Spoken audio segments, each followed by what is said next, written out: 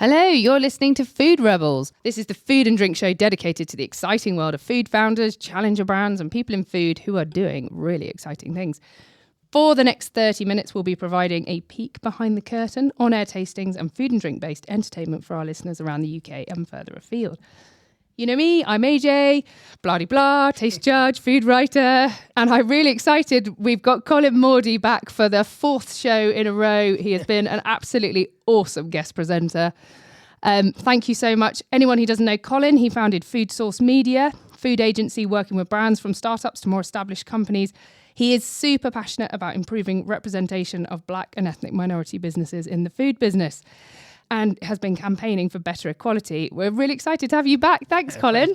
Thank you for having me once again. I really like being here, and I love talking about food and meeting the great foodie founders. No, it's been really cool having you on the show. So today's show is about sort of sweet things. Do you have a sweet tooth? Yeah. I have a really bad sweet tooth. I can't resist. Once I've had one, I'm like, keep going. Yeah. What's your kind of favourite sweet snack?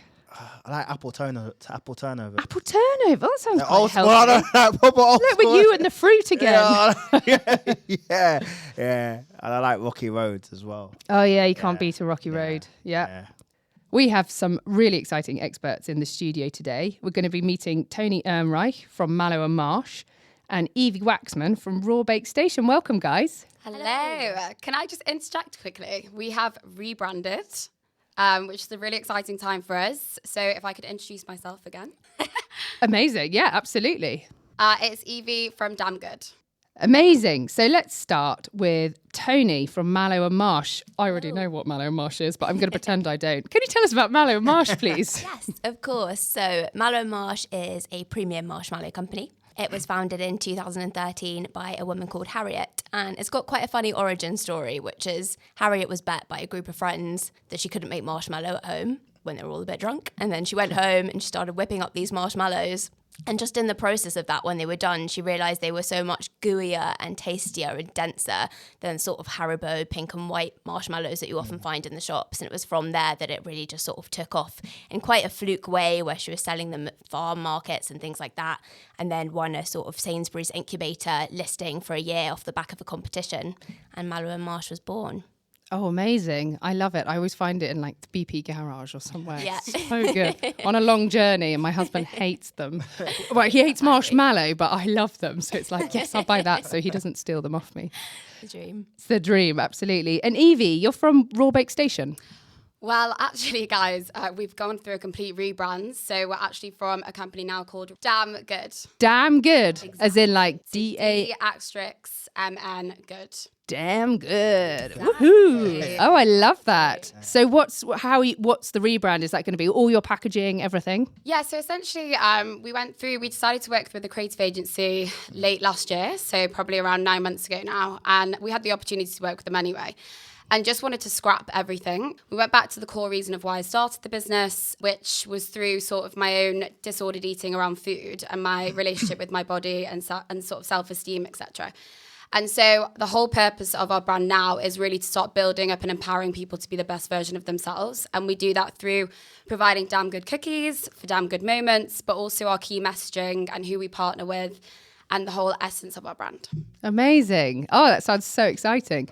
And we've got a whole selection of amazing looking chocolatey goodies in the studio here. I don't really know where to start. Should we start with you then? Yeah, absolutely. I'm really excited at the sound of these. So what are they? What is Not Bake Station? Damn good. Damn good. Damn good. So these are Damn Good cookies. They are plant-based, free from, but most importantly, clean label. So there's nothing artificial in our products, no artificial ingredients, flavorings, or ingredients. Say that again. Mm-hmm. This flavor is our salted double chocolate.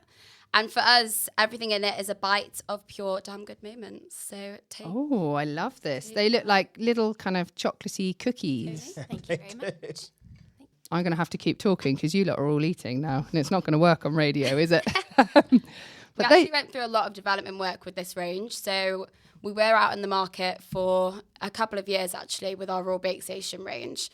But we were really, I felt, lacking taste and lacking that really indulgent moment for individuals. And so when I first started the brand, I started it, as I mentioned, from my own issues around food. And I wanted to create a product that was super clean label and so clean. It had all the positive ingredients in there, but no added sugar, free from, vegan.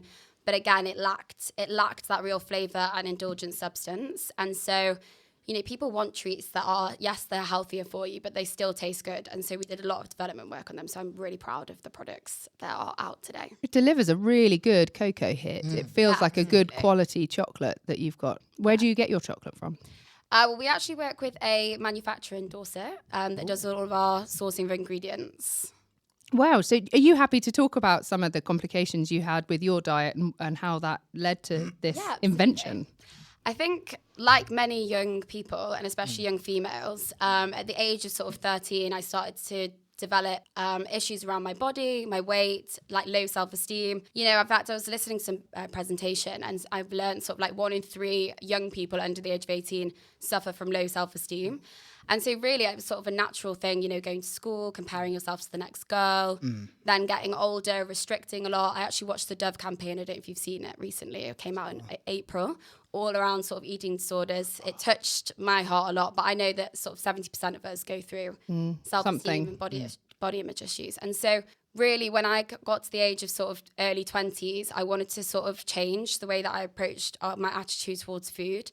And so I did a nutrition course. I started learning about what's good for you, what's bad for you. And then that's sort of where Raw Bake Station stemmed from. But like I said, we kind of went far to the other way. And so even though we were plant-based and we had all those health credentials of low sugar, low calories, we just really lacked that flavour.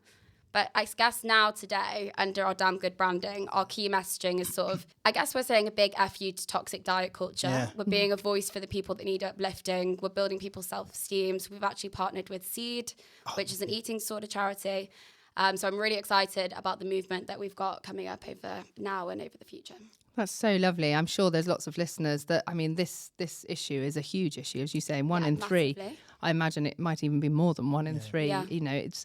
People suffer in silence. I think that's the main thing. I think they do. That's the 1 in 3 that we know about, isn't it? Yeah, and I think, you know, having such a lovely connection with this brand, Damn Good, with Seed and other things, I think, you know, you're raising awareness, you're supporting the charity, and you're kind of helping those people to, you know, this is something that they could potentially taste and go with. I feel like we've created a product, not only an amazing product, if I say so myself, but a product. You have to yourself. I mean, come on. A product that's come from purpose and serves a purpose. And that purpose, as I mentioned, is really to empower people to be the best versions of themselves. And like with our new branding, we have the little devils on the packs, which is really exciting. And it's really just to recognize that we all have that sort of inner demon and inner little devil and inner critic in our heads, and that we actually need to embrace them. Yeah, don't be ashamed of it. About them. Yeah. And talk about our vulnerabilities and all of that jazz. So yeah, watch this space. We're not supposed to be perfect, right? Exactly. Like, you've got to learn. That we're here to learn, aren't we? We're on a journey, and we're going to discover. I always find that whenever I solve what I consider to have been a challenge or a problem, another 3 arrive. And then you have to actually be grateful for the new 3 that have arrived, because this is part of your journey, and you're kind of learning, and you're on this, I keep saying the word journey, but you're on a pathway, aren't you? No, exactly. And also I feel for us, so I think true confidence in any area of your life comes from fully accepting who you are. And I think that's the sort of messaging. And we want to be the brand, and I as an individual want to be an ambassador for holding people's hands and holding people, you know, standing by people and encouraging them. I think when we have our low moments in life, it's okay. It's okay to fail. It's okay to get it. It's just to remember that you're damn good enough. That's a good message, actually. It's a great message. That's I a love very that. good message. I love that. Can we try some of yours, Tony? Yes, Can we try some of these do. mallow and marsh? Shall I pretend that I've never had the raspberry and marshmallow one? Or? It's my favourite. I actually don't think I've had the salted caramel one. Which one have you gone for there? That's amazing. You've gone straight in with vanilla marshmallow. Let's do it. Okay. Oh, this one looks amazing. So anyone who hasn't come across mallow and marsh, these are marshmallow shaped little kind of bite-sized pieces with a chocolate coating on the outside. And the one I've picked up's got a milk chocolate coating, but my favourite one has the raspberry one has got a dark chocolate coating on it, hasn't it? And then there's salted caramel, which doesn't look like it has a coating at all. No, so that's our uncoated one, but that is salted caramel whisked with fudge pieces. So it's sort of dialing up that indulgence with the fudge inclusions. I mean, it's a classy marshmallow, isn't it? It's Yeah. not like the kind of chewy ones that you have at a kid's The one you party. get at the Yeah. fairground. Or whatever, like, you know what I mean? Like, Yeah, exactly. Yeah, it's that different. bougie element of it, but yeah. It definitely has. It's got that kind of, it's got the squashiness, it's got that kind of texture that you're expecting, but it's not bouncy chewy. It's kind It of, doesn't taste like rubber, basically. Yeah. It doesn't taste like, yeah. That's what we're aiming for. No, it's dense, and that's what I think is. I mean, it's got that squidginess. It's got that. It's lighter than chocolate, but it's still a mallow and marshmallow. It's a denser mallow, and it's gooier. And some people sort of liken it to something like a nougat almost. It's very, very different from your pink and white, and I think that's the sort of defining feature of the product. And people try it, which is, didn't think I liked marshmallow, but I love mallow and marsh. Like, personally, I'm not really a marshmallow fan. Like, that I think I'm a convert. Like, great. That's nice. Like, yeah, I do like. Nice. Yeah, it's kind of like converted me even more, like, sort of thing. Because I'm not really a marshmallow fan, but yeah, so these are kind of marshmallows for people who do not think that they're a marshmallow eater. yeah. This might get you back in. Yeah, as you were saying, when you think of marshmallows, you think of like the rubbery texture, something where you bite into it, it'll, like, Really overly sweet. yeah, it'll take off your teeth. Yeah. Do you know what I mean? But those are they're very nice and smooth, man. They're really good. The thing I really like about the raspberry one is you actually get the texture of the seeds, the raspberry seeds in the marshmallow, don't you? Yeah, because we use freeze-dried raspberry powder to flavour the mallow, so it's a real. That's why it's a real raspberry taste, because it is real raspberries. But because they are freeze-dried and then pulverised into that powder, you do get a few of the seeds, so it's got that slight texture to it. Yeah, I love this. I love the texture. To me, it makes it just taste so much more authentic. I really enjoy it. Yeah. Amazing. So the inspiration behind Mallow and Marsh was literally just a night out. Yeah, pretty much. Pretty much. I mean, at the time, Harriet had this jewellery business. She was making these marshmallows and selling the marshmallows on the side of the jewellery, and the marshmallows actually took off. So she was like, maybe I'll run with this. And there really was no premium marshmallow brand in that mainstream market. It was just a completely sort of a huge innovation in that confectionery world. So she knew she sort of had something. Yeah, there was for a while, wasn't there, like marshmallow in a box that you could get sent, where you could get sort of pictures put on all of the marshmallows. Does anyone really? remember that? From a different brand, you mean? From a different brand. It was before Mallow and Marsh, but there was sort of this revival of marshmallow for a while. And I just I can't remember. Yeah. And I sent some to somebody, and I remember them being like, thanks. I'm not sure if I want to eat pictures of us. Like, oh yeah, you're right. This is slightly weird. I think that's a great gift. But yeah, this is definitely an improvement on that evolution. It's, Yeah. And what about for you? What's Evie? Where's the journey going to take you? Where next? Because you brought with you one flavour today, didn't you? Yes, so we've just launched, we have 3 flavours on the market at the moment. We've just launched a further 2 new flavours. What was the flavour we tasted today? The flavour you tasted today was salted double chocolate with hazelnut. Oh, right. Okay. Which is juicy. Then we have our honeycomb and chocolate, which is delicious. We've also got our ginger chocolate and orange, which is really nice. Oh, hint that of sounds spice in good. there, and they've got some chewy orange pieces throughout. And then we've launched a vanilla choc chip, so our not so plain Jane flavour. And then lastly, we've got our chocolatey and orangey, which is basically a double take on Terry's chocolate orange. So Oh, wow. That sounds so 5 in amazing. the range, yeah. But moving forward, so obviously we've got our cookie range at the moment. So they're just single serve packs, grab and go. But we are launching a range of savoury high protein crisps in January. So they're going to be called our Cheesies range, which is basically replicates of Cheese Whatsits, which is definitely a childhood favourite snack of mine. We had a brand in a few weeks back called Crave, who has a whole range of really lovely different crisps and things. But you have to be very careful, don't you, when you've got something that's quite similar to another brand to keep it keep the name far enough away, I think. Oh, that's really exciting. So you've got a whole range of MPD coming, and then what's next after that? Is that, where are you available at the moment? Yeah. So currently we're in around 600 co-op stores. We're in the Cardo, Dalesford, and then some smaller independents in the UK. We export to the UAE, so that was recently earlier this year, or start of this year, sorry. And then we're also working with some online retailers, in Germany and France as well. That's amazing. You're exporting to the UAE. So what is it that they love about this? I think there's a massive movement over there for more plant-based and especially gluten-free products. I have to say that they definitely have a sweeter tooth than we do, which is perfect for our products now, because previous to this, with our raw baked station brand, with the no added sugar and all of the sort of lack of real flavour, they were moving slightly slower. So now they've obviously got the new products. The buyers love them. With our new products, so the products that we have today, we did actually, with the development work, have to add in some more sugar, which I was super reluctant to do. But, as we mentioned at the start of the show, like, nobody's perfect, and we can accept having a bit of good and bad in your life as well. So exciting. And what about for Mallow and Marsh? Have you got more kind of different flavours and sneak peek of the future coming up? We are developing some flavours for a launch next year, which is very exciting. I'm not allowed to say too much. And then one kind of bigger piece of innovation in the pipeline. Lots of exciting things in store for Mallow and Marsh in terms of we're also doing a bit of rework launch on the brand. And with that, a kind of first, what would say was a big MPD product, so going beyond just a different flavour, but actually kind of reinventing the marshmallow in a completely different form. So, cool.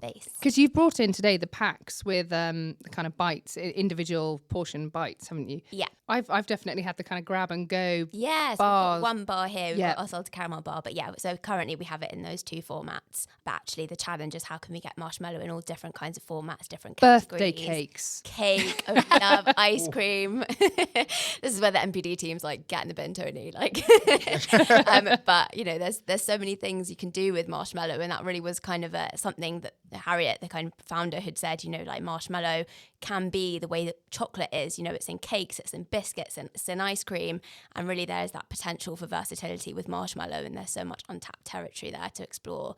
So it's very exciting. And it's a really fascinating texture, isn't it, as we were just saying before, but it feels quite sort of wholesome, and it feels quite proteiny. I don't know if it actually has any of that in it, but it feels like it's got a lot of integrity to it while you're eating it, which I think is really fascinating. I mean, would you go savoury? Ooh, would we go savoury? I don't know. I mean, it's hard to imagine, because I guess in the basis of marshmallow, it's a sweetness, like a savoury mallow.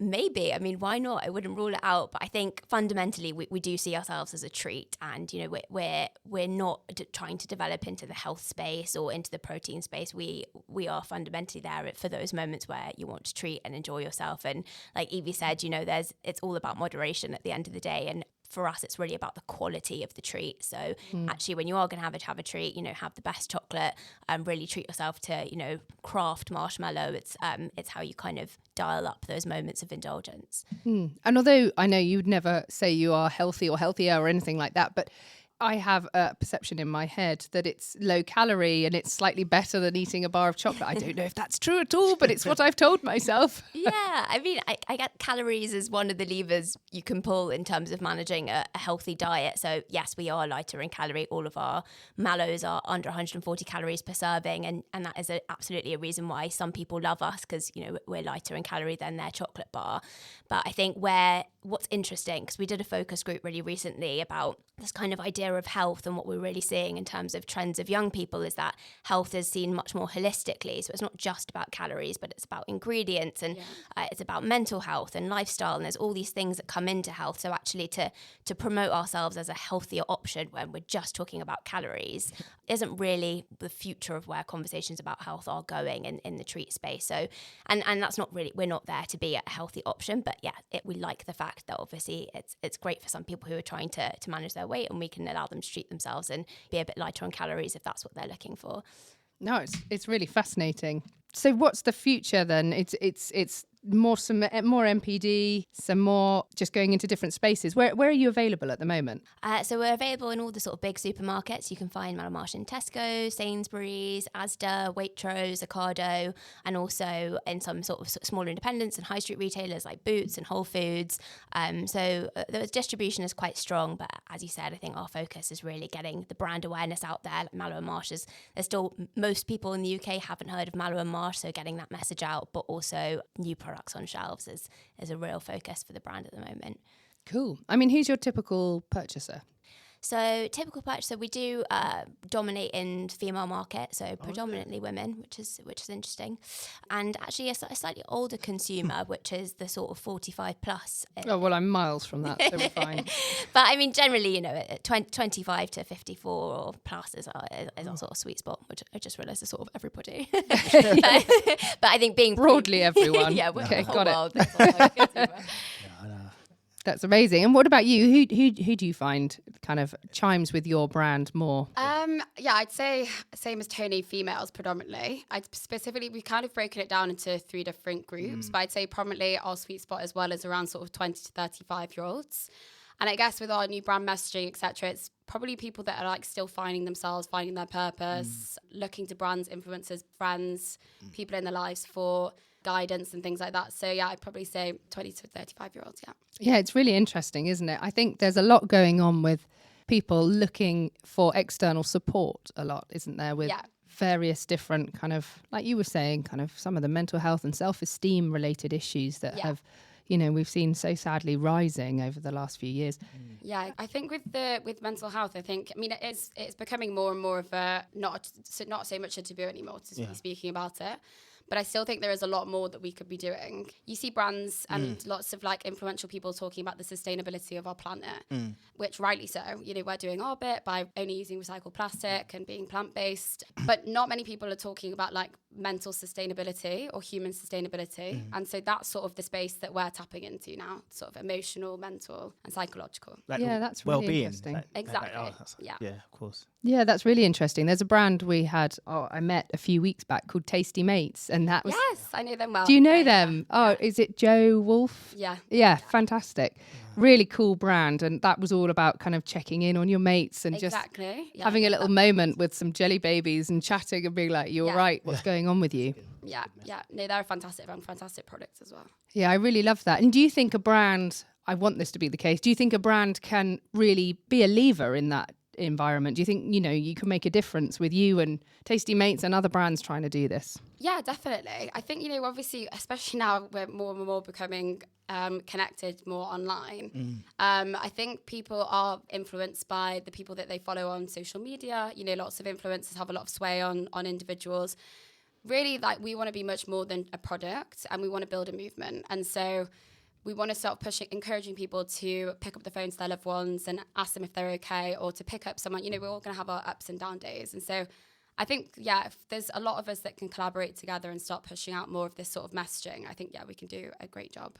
Do you think it's because we, over the last 20, 30, 40, 50 years, I don't know, we've been encouraged so much to live these very independent lives and be a grown-up and get a flat and live by yourself. And actually before that, through whatever reasons, lack of availability, lack of funds, lack of whatever, we actually would stay living in community spaces for much longer. You'd stay in bigger houses with lots of different people all contributing.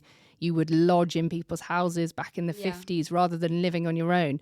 Do you think we need to actually start pulling it back in? You know, you've got all these mothers around the world or around the country, certainly really struggling to do it all and be it all and run a business and have kids and appear to do it without any sort of housekeepers or, you know, things that might have existed in the 80s or 70s or 60s.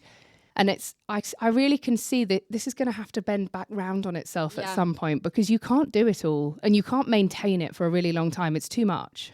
For me, personally, as an individual, I think it's actually really sad the way the world's going with the rise of social media. Everyone's comparing themselves way more than we used to. I spoke about my sort of journey with my own relationship with food, and I was comparing myself to the girls that were sat next to me in my classroom. But then you look at on social media, we've now got all these fitness influencers and projecting this life that's really unachievable for a lot of people, and then filters and all of that jazz. I think actually that's contributing a lot more to poor mental health. I completely agree with you. There's a female scientist called Liv Boeree, who I happen to know, and she does the most amazing podcast about this kind of stuff. She does all this talking about how we don't just compare ourselves with, you know, a magazine of a beautiful airbrushed person that's not actually as perfect as that in real life, But now we have a filter. We're comparing ourselves with the perfect version of ourselves, which is something that was never real anyway. Yeah. And these filters, as you know, they can make your eyes bigger. They smooth your skin. If you think, oh gosh, my ear's slightly higher on the left, you can just fix it with the app, and it's not real. Yeah, it's teaching younger people, especially who are way more impressionable, that you're not good enough. Exactly. That you're not good enough. Let's fix you. Something in a split second and look perfect on the online world or in the online world.